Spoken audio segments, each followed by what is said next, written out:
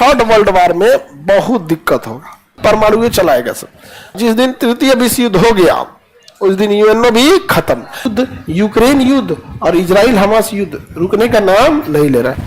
First world war जब हुआ, प्रथम विश्व युद्ध, बहुत जन हानि हुई, लोगों की मृत्यु हुई फर्स्ट वर्ल्ड वार में बिना मतलब का। तो जब फर्स्ट वर्ल्ड वार खत्म हुआ तो अमेरिकी राष्ट्रपति वुडरो विल्सन उन्होंने लीग ऑफ नेशन का स्थापना किया 10 जनवरी 1920 को। 10 जनवरी 1920। इस लीग ऑफ नेशन का उद्देश्य यह था कि आपसी देशों में संबंध को बेहतर बनाना ताकि युद्ध की स्थिति न हो। देखिए, जिनसे आपका व्यापार जुड़ा होता है, ट्रेड जुड़ा होता है, कल्चर जुड़ा होता है, आप उससे युद्ध नहीं करते। तो युद्ध कहीं ना कहीं एक होता है। अब जैसे भारत रसिया से युद्ध काहे करेगा? ट्रेड जुड़ा है, हथियार हम वहीं से खरीदते। ईरान से हम काहे लिए दुश्मनी लेंगे? ईरान हम लोग का क्या बिगाड़ा ये बताओ? कुछ नहीं। ईरान इतना अच्छा से हर मुद्दे में भारत का साथ देता है। अपना बंदरगाह हम लोग को देके रखा हुआ है, चाबहार पोर्ट देकर रखा है। पाकिस्तान को काउंटर करने के लिए चाबहार पोर्ट बहुत जरूरी है। तो हम काहे युद्ध करेंगे? तो आपस में जब नेशनल इंटरेस्ट जुड़ जाते हैं ना तो युद्ध नहीं होता है। इसी के लिए लीग ऑफ नेशन बनाया गया था, जो बीमारियों से भी रक्षा करे, आपस में जोड़ के रखे, व्यापार को बढ़ावा दे। लेकिन इसका मुख्य उद्देश्य यह था कि यह दूसरा विश्व युद्ध नहीं होने देगा, क्योंकि यह प्रथम विश्व युद्ध के बाद बना था और इसने बहुत अच्छा काम किया। WHO जो आप पढ़ रहे हैं ना, वो लीग ऑफ नेशन का ही था, वर्ल्ड हेल्थ ऑर्गेनाइजेशन। इसने मलेरिया की दवा को इतनी दुनिया में बांटा कि मलेरिया बहुत हद तक कंट्रोल हो गया। इसने व्यापार को भी बढ़ावा दिया। लेकिन इसके साथ दो गड़बड़ी हो गया। इसमें नियम यह था कि अगर कोई देश इसमें सदस्य बनना चाहता है तो उसे अपने संसद से प्रस्ताव पास करना पड़ेगा। किससे पास करना पड़ेगा? इसका संस्थापक अमेरिका जो था ना, जब वो संसद में गया कि हम भी लीग ऑफ नेशन के सदस्य बने ना, तो अमेरिका के ही संसद से पास नहीं हो पाया। तुम लोग समझा ही नहीं। मतलब जिसने इसकी स्थापना किया लीग ऑफ नेशन की, घूम घूम प्रचार किया कि इसके सदस्य बनिए, और बहुत सारे देश इसके सदस्य बन भी गए। अमेरिका ने कहा कि हम भी इसके सदस्य बनेंगे। अमेरिका गया अपने संसद में प्रस्ताव लाने, तो उसका प्रस्ताव पास नहीं हो पाया।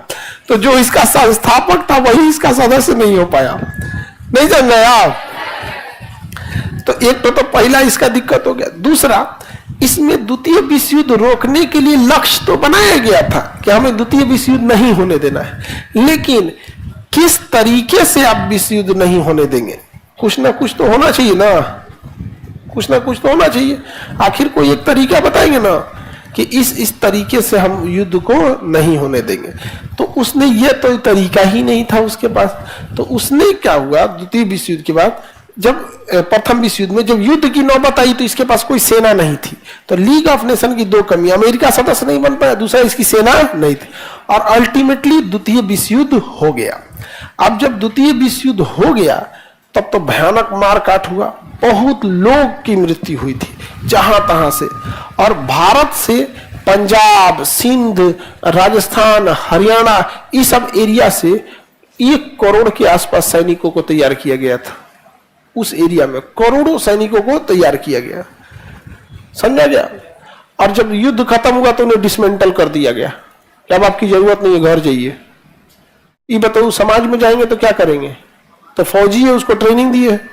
आज भी देखिएगा पंजाब हरियाणा वालों को, वो नॉर्मल आदमी भी फौजी की तरह बतियाएगा, क्योंकि उसके दादाजी फौज से क्या है, डिसमेंटल है, रिटायर नहीं, डिसेंबल कर दिया गया। मतलब अब फौज की जरूरत नहीं, युद्ध खत्म हो गया, क्या किया, डिसेंबल कर दिया। इसलिए देखिएगा, जब देश का विभाजन भी हुआ था तो उसी एरिया में ज्यादा मारकाट हुआ था, क्योंकि सब के सब क्या थे, फौजी ही थे यहां पर। तो हम लोग द्वितीय विश्व युद्ध भी झेले।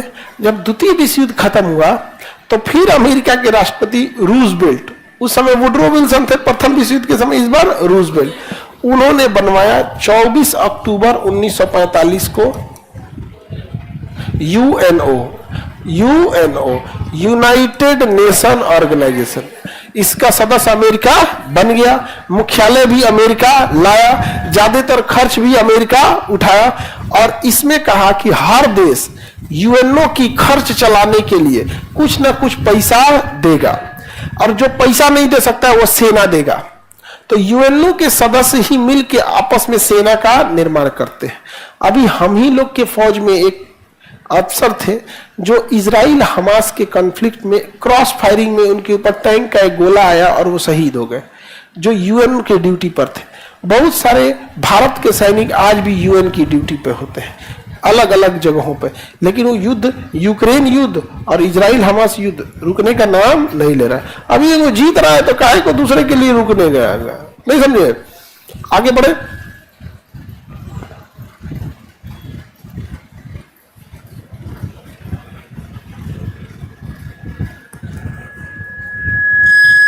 आगे बढ़ते हैं हम लोग।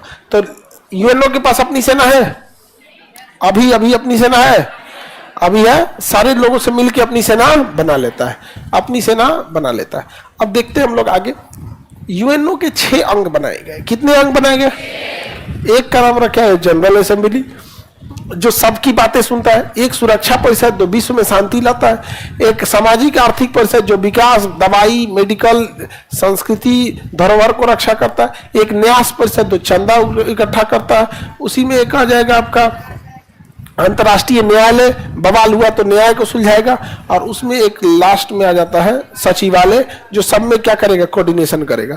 तो यूएनओ में कितने अंग हैं? यूएनओ के कितने अंग हैं? 6। और यूएनओ में बहुत सारे, कितने अंग है बाबू? यूएनओ में कई भाषाएं भी बोली जाएंगी। कितनी भाषा होंगी? 6। अब इसमें कुछ वीटो पावर होंगे, एक एक करके समझते हैं। तो यूएनओ अभी तृतीय विश्व युद्ध होने दिया या रोक लिया है? और जिस दिन तृतीय विश्व युद्ध हो गया उस दिन यूएनओ भी खत्म।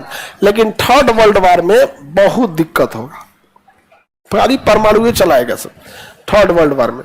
तो अब युद्ध की ओर धीरे धीरे बढ़ रहे हैं सब। कोई नहीं बढ़ रहे हैं सब बाबू, आपके नजर में ऐसा लग रहा है। आप देखो, प्रथम विश्व युद्ध में जो लड़ा था आज भी वही लड़ रहा है, द्वितीय विश्व युद्ध में भी वही लड़ा तो आज भी वही लड़ रहा है।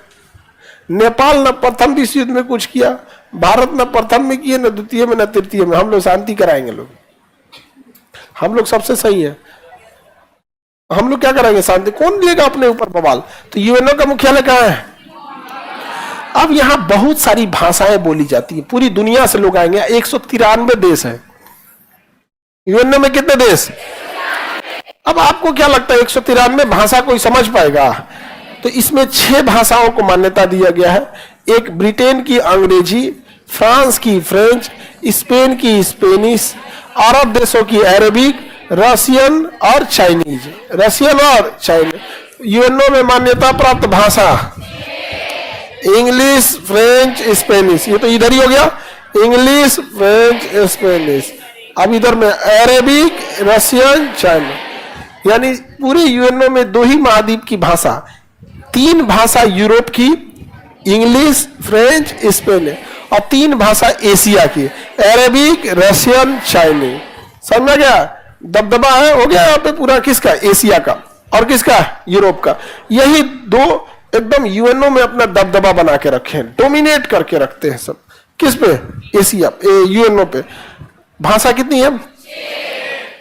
सबसे बाद में जो भाषा जोड़ी गई थी वो अरेबिक थी। सबसे बाद में कौन भाषा जोड़ी गई? अरेबिक।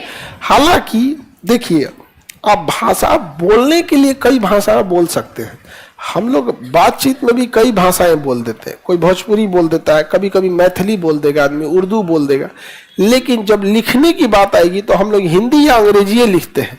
तो उसे लिखने वाली भाषा को कार्यकारी भाषा, एग्जीक्यूटिव लैंग्वेज कहते हैं। तो यूएनओ में 6 भाषाएं हैं, लेकिन इन 6 की 6 भाषाओं में जो कार्यकारी भाषा है वो है फ्रेंच और अंग्रेजी। फ्रेंच और